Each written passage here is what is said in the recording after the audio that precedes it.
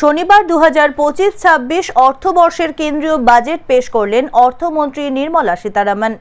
কেন্দ্রীয় অর্থমন্ত্রী পেশ করা বাজেটকে স্বাগত জানিয়েছে বণিক মণ্ডল। সিআইআই এর নর্থ বেঙ্গল কাউন্সিলের চেয়ারম্যান নরেন্দ্র গার্গ এই বাজেটকে প্রগতিশীল বাজেট বলে মন্তব্য করেছেন।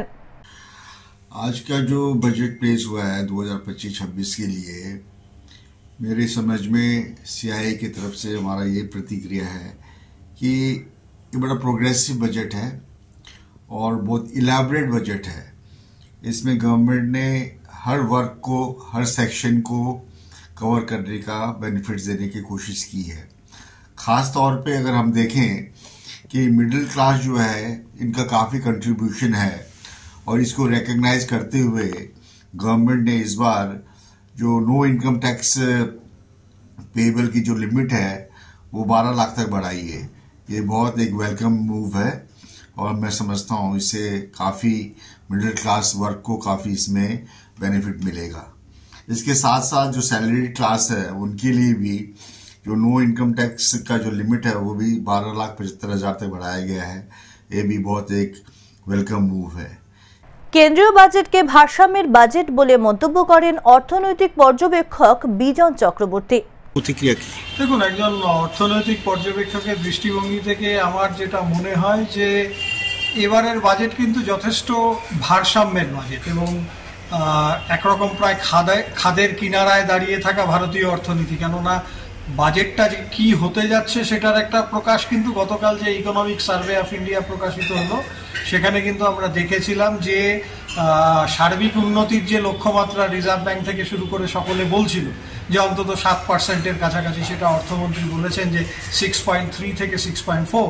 এবার 6.3 এবং 6.4 দিয়ে আগামী 2050 সালের মধ্যে বিশ্বের প্রথম সারির অর্থনীতি যে অ্যাচিভ করা যাবে না সেটা অর্থমন্ত্রী ভালোই বুঝতে পেরেছিলেন।